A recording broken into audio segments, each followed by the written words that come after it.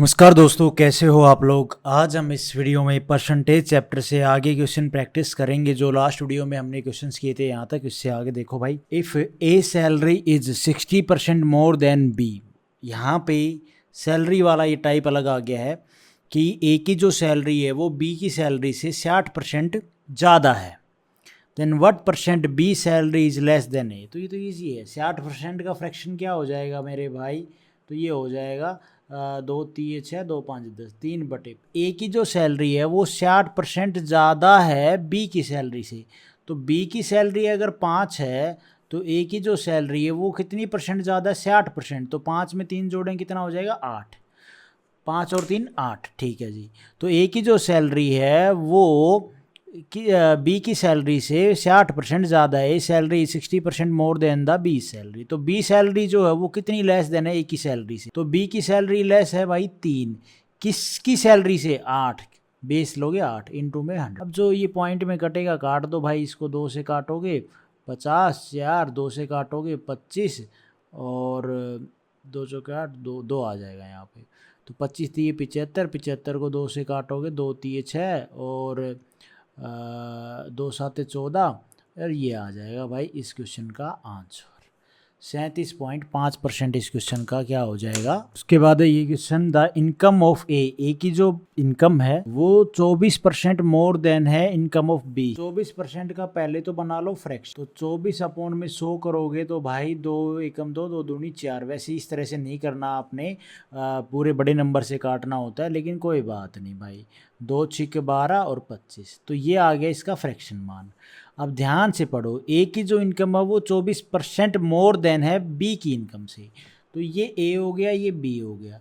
तो ए की इनकम ज़्यादा है ना बी की इनकम से। तो बी की इनकम कितनी है भाई, 25। तो 6 ज़्यादा है। 6 की वैल्यू किसके बराबर, 24% के बराबर है इन द केस ऑफ 25। भाई 25 में से अगर आप 24% निकालोगे तो 6 आएगा। तो भाई यहाँ पे ए की क्या है, इनकम ज़्यादा है बी से 24%। तो 25 और 6 कितना हो जाएगा भाई, 31।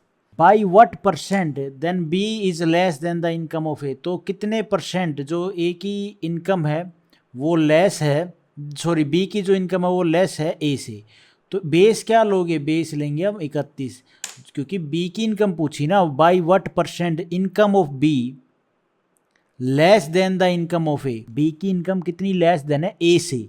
ए से पूछा है तो 31 लेंगे बेस, बी से पूछता तो 25 लेते बेस। ठीक है, बी से तो पूछता ही नहीं क्योंकि ये तो आपने क्वेश्चन में गिवन ही है। तो भाई ये आ जाएगा 600/31% इस क्वेश्चन का आंसर। डी ऑप्शन हमारा यहाँ पे ठीक हो जाएगा। उसके बाद है ये क्वेश्चन, इसमें बोला है if A height is 12% more than B. तो 12% की फ्रैक्शन मान क्या हो जाएगा भाई, इसको 100 से परसेंट हटाओ, 100 से काट दो, 2 6 12 50, 2 3 6 और 25। ठीक है, तो भाई ए की जो हाइट है वो 12% मोर देन बी की हाइट। अच्छा, ए की जो हाइट है ये ए है और ये बी है। तो ए अगर बी की हाइट 25 है तो ए की हाइट कितनी परसेंट ज़्यादा है, 12%। तो मतलब 25 और 3 28, 28 है। तो बी की height by how much percent less than B height than that of A. तो जो बी की हाइट है वो कितनी परसेंट लेस है ए से। तो भाई सीधी सी बात है, 3 लेस है। बेस वैल्यू किससे लेस है, ए से। 28 से गुणा में 100 कर दो। 2 से काटना चाहते हो काटना ही पड़ेगा, पॉइंट में दे रखा है, 2 से काट दो। ठीक है भाई, 2 7 14 और 25, 25 दिए 75 अपॉन में 7, 7 एकम 7 है ना। तो भाई उसके बाद 0 और 7 7 49। ठीक है, तो 10.71% इस क्वेश्चन का आंसर बनेगा मेरे भाई। बी ऑप्शन हमारा यहाँ पे ठीक हो जाएगा। उसके बाद है ये question, if in A competitive exam the marks obtain by Sam, Sam के द्वारा जो नंबर लिए गए एग्ज़ाम के अंदर वो 19% less than those of Peter. जो पीटर के जो नंबर है ना उनसे 19% कम है। तो 19% का फ्रैक्शन मान कितना हो जाएगा भाई, 19/100 ही। ठीक है, मतलब आप इसको और सिंपल वे में अब करोगे सोल्व, तो जो क्या है, सैम के जो नंबर है वो किससे कम है, 19% कम है। किससे, पीटर से। तो ये पीटर है और ये सैम है। अगर सैम के मार्क्स 100 ना पीटर से कम है ना, तो पीटर के मार्क्स अगर 100 हैं तो जो सैम है उसके 19% कम है पीटर से। तो 19% मतलब यहाँ से 100 में से 19 घटाओ कितना आ जाएगा भाई 81। तो सैम के जो मार्क्स हैं वो 81 है और पीटर के marks 100। Then marks obtained by Peter are how much percent more than the obtained marks. तो जो पीटर के मार्क्स हैं वो कितने ज़्यादा हैं भाई सैम से, तो भाई 19 ज़्यादा है। और कितने से ज़्यादा हैं, बेस वैल्यू क्या है 81 इनटू में 100। तो अब आपने इसको भाई देखो काटना तो पड़ेगा, अब काटे बिना तो ये सोल्व होगा नहीं। तो आप इसको अप्रोक्स मान से काटना तो पड़ेगा, लेकिन 81 दूनी करोगे 2 दूनी में 18, तो ये तो नहीं जाएगा, ये 1 पे जाएगा, 1 पे भी नहीं जाएगा। तो यार ये तो 8 दूनी 16 ना, 2 पे जा तो रहा है, 8 दूनी 16, तो हाँ 2 पे जाएगा। तो 2 पे जाएगा तो 2 सम में है यूनिट, ठीक है 2 पे चला गया। फिर 190 में से 162 आप घटाओगे तो 8 और 8 में से 6 जाएगा तो 2 28, तो 280। फिर ये 3 पे जाएगा भाई, है ना, 100 क्या नाम है 81 तिये 3 एकम 3 और 8 तिये 24, हाँ जाएगा 3 पे। तो 23 पॉइंट एक ही ऑप्शन है हमारा, डी ऑप्शन हमारा यहाँ पे ठीक हो जाएगा। बाकी 2 डिजिट तक किसी में भी 3 नहीं है, तो ये भी गलत, ये भी गलत, ये भी गलत। डी ऑप्शन हमारा यहाँ पे वन एंड ओनली ठीक हो जाएगा, बाकी आपको चेक करने की ज़रूरत है ही नहीं। उसके बाद है ये क्वेश्चन, एक वाटर पाइप है उसको कट कर दिया जाता है। ये मान लो हमारा एक वाटर पाइप है, उसको कट कर दिया जाता है 2 पीसेस में। जो लॉन्गर पीस है वो है भैया अपना 64%, क्योंकि कोई भी एक पाइप अपने आप में 100% है, तो उसको 2 टुकड़ों में किया जाता है। बड़ा टुकड़ा है वो 64% है, छोटा टुकड़ा कितना हो जाएगा भाई, तो ये हो जाएगा 36%, है ना। हाँ बिल्कुल भाई 36%, ये बाकी बच गया। अब यहाँ पे आप एक चीज़ तो ये बेसिक समझ गए, of the length of the pipe how much percent longer than the shorter pipe. अच्छा ठीक है, बात वही है, आप समझने की कोशिश करो। 64% का फ्रैक्शन मान कितना हो जाएगा, बटे में 100 करके निकाल लो। 2 तिये 6, 2 दूनी 4, 50, 2 एकम 2, 2 छिक 12 और 25। तो मतलब यहाँ पे क्या कह रहा है ये कि जो लॉन्गर पाइप है, पूरा जो पाइप है वो है हमारा 25, ठीक है 100% का मान, और जो बड़े वाला पार्ट है वो है अपना 16, 64% माने 16, और जो छोटे वाला पार्ट बच गया वो कितना बच गया भाई 9। अब हमसे इसने कंपेयर करके क्या बोला है कि how much percent longer pipe कितना परसेंट में ज़्यादा है, कितना परसेंट है शॉर्टर पाइप का, ज़्यादा नहीं पूछा है भाई। How much percent is the longer than the shorter pipe, बिल्कुल पूछा है कि जो पाइप है ये जो वो by how much percent longer than the shorter pipe, बिल्कुल शॉर्टर पाइप से कितना ज़्यादा लंबा है। तो भाई ये गैप कितना है इनमें, 16 और 9 में कितना गैप हो गया मेरे भाई 7 का। और किस से ज़्यादा है, 9 से ज़्यादा है भाई। कंपैरिजन किससे कर रहे हैं, छोटे वाले से कर रहे हैं, तो 9 से ज़्यादा है, इनटू में 100, तो 700 अपॉन में 9%। बाकी काट के करोगे, काटना पड़ेगा क्योंकि आपको पॉइंट में डेसिमल में दे रखा है। 8 नीम 72 नहीं, ये जाएगा भाई 7, 7 नीम 63, ये 700 है, तो बचेगा कितना मेरे भाई, फिर 7 बचेगा 70, फिर 7 नीम 9 7 है 63, 77.77 इस क्वेश्चन का आंसर होगा। ए ऑप्शन हमारा यहाँ पे ठीक हो जाएगा। ये क्वेश्चन है, the number is increase by x%। कोई भी एक संख्या है अपने आप में क्या होगी भाई, वो 100% होगी, और वो क्या होती है x% बढ़ा दी जाती है। तो x% बढ़ाओगे इसमें तो 100 में x% इंक्रीज होता है, तो भाई 100 का x% क्या हो जाएगा भाई, 100 का x% x होगा, और क्या होगा।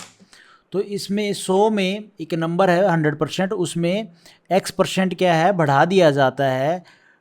अच्छा तो 100% प्लस में x, आप ऐसे लिख सकते हो, इसमें कोई मसला नहीं है।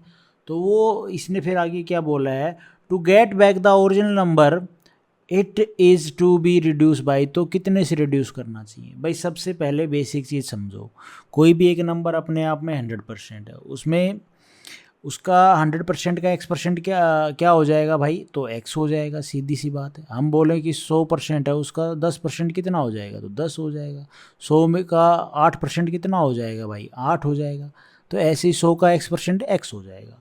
तो कोई नंबर है उसमें x% बढ़ाया जाता है, तो 100% वो जो नंबर है उसमें हम x जोड़ देंगे तो वो बढ़ाई हुई वैल्यू आ जाएगी। हाँ बिल्कुल बराबर भाई बात है। और हमने वो जो नंबर माना वो क्या था, 100% था अपने आप में। ओरिजिनल वैल्यू तो यही थी उसकी भाई, ये तो बढ़ाई हुई वैल्यू है। अब इसने क्या बोला है, ये बढ़ाई हुई वैल्यू ये ओरिजिनल वैल्यू है। तो ये कह रहा है कि ये जो नंबर बढ़ाया हुआ ना, इसको उस ओरिजिनल वैल्यू में लाने के लिए क्या रिड्यूस किया जाए भाई, कितना क्या रिड्यूस किया जाए। तो सीधी सी बात है भाई, यहाँ पे आप x माइनस करोगे तभी तो x से x कट के 100% आएगा भाई। जब आप इसमें से x माइनस करोगे तो कट जाएगा, तो तभी 100% आएगा। तो हम x जो है जो परसेंट है, जो नंबर है, उसको हम माइनस करेंगे इसमें से। और किस में से माइनस करेंगे, तो बेस क्या ले रहे हैं, ये वाला जो आई हुई वैल्यू, उससे तो हम ओरिजिनल स्टेज में जाएंगे ना, ओरिजिनल नंबर में जाएंगे। तो 100 प्लस में x, वेरी इजी।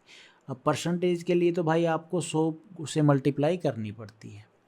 तो ये आ गया भाई 100x। ये माइनस का मतलब सिर्फ यहाँ पे माइनस लगाना नहीं है, माइनस का मतलब यहाँ पे कि रिड्यूस हुआ है। ये प्रॉफिट एंड लॉस में आप इस चीज़ को ऐसे लेके चला करो।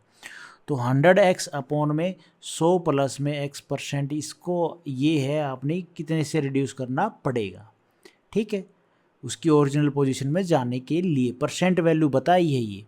तो यहाँ पे अपना ये बी ऑप्शन बिल्कुल यहाँ पे ठीक हो जाएगा। उसके बाद है ये question, when water freeze to ice, जब पानी को बर्फ़ बना दिया जाता है, उसकी वॉल्यूम इंक्रीज हो जाती है 10%। 10% माने भैया इसका फ्रैक्शन मान 1/10। तो वाटर है और ये आइस की फॉर्म में है। तो पहले वाटर था 10 उसकी वॉल्यूम, फिर वो बढ़ के जब आइस की बर्फ़ बनी तो उसकी वॉल्यूम बढ़ गई, 1/11 हो गई। इफ़ दिस आइस मेल्ट, अगर ये पिघलती है, then how much % will the volume decrease, तो उसकी वॉल्यूम कितनी डिक्रीज होगी। सीधी सी बात है, बड़ी एक है तो एक ही कम होगी। और किससे कम होगी, 11 से कम होगी, यही तो मेल्ट होगा, इनटू में 100%। अब आप क्या इसका फ्रैक्शन मान नहीं बता सकते भाई। 9 सही 1/11% का फ्रैक्शन मान क्या होता है, 1/11 ही तो होता है मेरे भाई। तो ये आ जाएगा 9 सही 1/11% इस क्वेश्चन का आंसर। सी ऑप्शन हमारा यहाँ पे ठीक हो जाएगा। अब आप यहाँ पे देखो P N Q R 2 fix point हैं, 2 पी और ये हमारा क्यू, ये क्या है, फिक्स पॉइंट है, ठीक है। फिक्स पॉइंट 10 सेंटीमीटर अपार्ट, ये इन दोनों के बीच में 10 सेंटीमीटर का डिस्टेंस है। R is a point on P Q, R एक पॉइंट है पी क्यू के ऊपर, सच दैट जो पी आर है वो है भाई 6, और तो ये कितनी बच जाएगी 4। By what % is the length of Q R, Q R की जो लेंथ है वो कितनी % डिक्रीज़ की जाए, length Q R decrease when the length of P R is increase by 5%। अच्छा ये बात है समझने की कि कितना परसेंट जो क्यू आर की जो लेंथ है उसको कम किया जाए when the length of P R is increase by 5%। तो पहले तो आप पी आर की जो लेंथ है ना उसको 5% बढ़ाओ, पी आर की लेंथ 5% बढ़ेगी तो 6% का 5% कितना हो जाएगा भाई, तो ये तो 5×6 = 30, तो ये तो भैया फ्रैक्शन में मान आएगा 3/10। तो हमें तो यही चीज़ बतानी है कि बाई वट % कितने % जो लेंथ है क्यू आर की वो कम की जाए, व्हेन कब, जब जो 5% लेंथ है ना पी आर की इंक्रीज़ कर दी जाती है।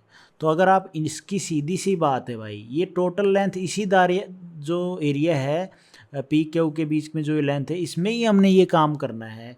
और इसमें इसने बोला है कि जो पी आर की लेंथ है ना वो 5% बढ़ा दी, जो 5% बढ़ाओगे तो सीधी सी बात है ये जो इसकी जो लेंथ बढ़ेगी वो बढ़ के जो आर से है कहीं यही इस पॉइंट पे आएगी। तो इस पॉइंट पे यहाँ से कहीं ये आर पॉइंट आके टिकेगा जब बढ़ाने के बाद, तो भाई सीधी सी बात है, जो ये क्यू से और आर के बीच में डिस्टेंस था ये तो कम होगा, 4 से फिर कम होगा भाई, सीधी सी बात तो यही है।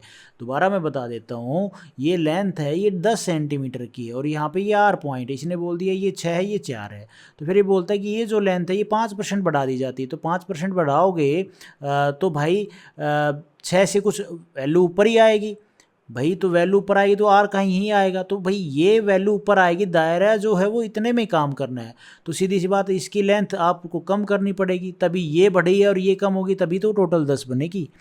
अच्छा अब हम यहाँ पे क्या करें भाई, अब ये तो 5% बढ़ा दी जाए तो ये 5% क्या करनी पड़ेगी, घटानी पड़ेगी, तभी तो ये जो एरिया है ये पूरा 10 सेंटीमीटर रहेगा, तो इसकी 5% हमने घटानी पड़ेगी।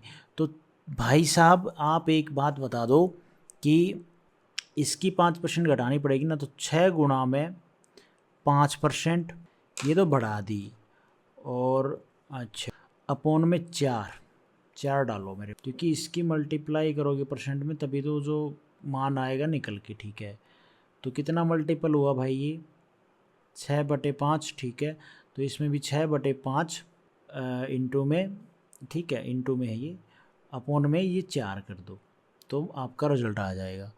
तो भाई ये 5 6 का 30% अपोन में 4, जब आप इसको काटोगे तो 7 चौक 28, 7 पे जाएगा ये, तो पॉइंट में तो आएगा मेरे भाई, और फिर 2 बचेगा तो 4 5 20, 7.5% जो है ना ये 4 से क्या करनी पड़ेगी, कम करनी पड़ेगी भाई, और यहाँ पे जब 5% बढ़ेगा तो 7.4% यहाँ 4 में से कम करनी पड़ेगी। ये है इस क्वेश्चन का 4 नहीं 5 सॉरी 7.5 इस क्वेश्चन में से कम करनी पड़ेगी इस एरिया में से, ये जब बढ़ेगी तो बी ऑप्शन हमारा यहाँ पे ठीक हो जाएगा। ये बहुत लॉजिक वाला क्वेश्चन है, आप कह सकते हो आपके डेली लाइफ में भी ये क्वेश्चन यूज़ हो सकता है। कोई चीज़ बढ़ रही है किसी दायरा में और किसी पर्टिकुलर एरिया में एक चीज़ बढ़ रही है तो एक कम होगी तभी वो उसी एरिया में रहेगी, ठीक है। तो हर वीडियो में हम कुछ एमसीक्यू करते हैं, आज इतने क्वेश्चन करते हैं, हर वीडियो में कुछ जीएस पोर्शन के एमसीक्यू करते हैं। देखो भाई आज के एमसीक्यू, आज के जो एमसीक्यू हैं वो हैं 5 ईयर प्लान के ऊपर, ये काफ़ी इंपॉर्टेंट है। फर्स्ट 5 ईयर, ये एसएससी सीजीएल में भी लास्ट टाइम आया था यहाँ से क्वेश्चन। फर्स्ट 5 ईयर प्लान में किस चीज़ के ऊपर फोकस किया गया था, तो एग्रीकल्चर प्रोडक्शन पे भी, क्योंकि उस टाइम पे अपनी जो हालत थी देश की वो कोई ख़ास बढ़िया नहीं थी फूड के मामले में। सेकंड 5 ईयर प्लान में इंडस्ट्री के ऊपर फोकस किया गया। थर्ड 5 ईयर प्लान में एग्रीकल्चर प्लस में इंडस्ट्री दोनों के ऊपर फोकस किया गया। फोर्थ में एम्फेसाइज किया गया पॉवर्टी के ऊपर ध्यान दिया गया कि गरीबी को थोड़ा सा कम किया जाए। फिफ्थ 5 ईयर प्लान में self reliance and poverty removal के ऊपर काम किया गया। भाई खुद अपने प्रोडक्शन स्टार्ट करते हैं, अपने देश में सेल्फ रिलायंस बनते हैं, किसी और देश कंट्री के ऊपर किसी भी प्रोडक्ट मामले में हम डिपेंड नहीं रहेंगे, हम खुद अपनी प्रोडक्शन हर चीज़ में स्टार्ट करेंगे, बनाना स्टार्ट करेंगे और पॉवर्टी को कम करेंगे, पॉवर्टी को रिमूव करेंगे। यहाँ पे इन्होंने सिर्फ देखा, एम्फेसाइज किया कि पॉवर्टी को कम किया जाए, यहाँ पे कि जो पॉवर्टी है उसको हम हटाएंगे। 6 5 ईयर प्लान में रिपीटेड ये सेम यहाँ पे फिर रिपीट की गई। 7th में एम्प्लॉयमेंट और प्रोडक्टिविटी पे ऊपर ध्यान दिया गया। 8th में एम्प्लॉयमेंट और पॉपुलेशन कंट्रोल के ऊपर ध्यान दिया गया, लेकिन वो ये वाला पोर्शन कुछ ज़्यादा हुआ नहीं हमसे। और 9th में एम फॉर 7% ग्रोथ रेट के ऊपर ध्यान दिया गया। और 10th में self employment and resources development के ऊपर ध्यान दिया गया। बैलेंस ऑफ पेमेंट क्राइसिस कब हुआ था? 1991 में, ठीक है। सॉल्ट का दूसरा मतलब सॉल्ट का जो साइंटिफिक नेम है वो क्या है? NaCl। बेकिंग सोडा का NaHCO3। और रोपर एक हरप्पन साइट है, ये कहाँ पे है? ऑन सतलुज रिवर के ऊपर, ठीक है। और ये कल वाले भी कुछ MCQ हैं, इनका भी रिवाइज कर लेते हैं। ग्रीन रेवोल्यूशन किससे रिलेटेड है? ग्रेन प्रोडक्शन से। वाइट रेवोल्यूशन किससे रिलेटेड है? मिल्क प्रोडक्शन से। ब्राउन रेवोल्यूशन किससे रिलेटेड है? फर्टिलाइजर प्रोडक्शन से। रेड रेवोल्यूशन किससे रिलेटेड है? मीट प्रोडक्शन से। पिंक जो रेवोल्यूशन है वो है प्राउन प्रोडक्शन से। ब्लू जो रेवोल्यूशन है वो है फिश प्रोडक्शन से। येलो जो रेवोल्यूशन है वो है किससे भैया? तो येलो किससे है? ऑयल सीड से। सिल्वर रिवोल्यूशन किससे रिलेटेड है? एग प्रोडक्शन से, और राउंड पोटैटो से, और गोल्डन रिवोल्यूशन फ्रूट से। जैनिज्म और बुद्धिज्म में दो जो बिलीव हैं, किसमें? एक तो कर्मा में, एक रीबर्थ में। Mysore is called the jewel of Karnataka. Land of rising sun कौन सी कंट्री को बोला जाता है? जापान को। Highest point of the Nilgiri hills कौन सा है? Doddabetta. Thank you so much guys. Video आपको ठीक लगी तो लाइक करना, चैनल पे नए हो तो सब्सक्राइब करना।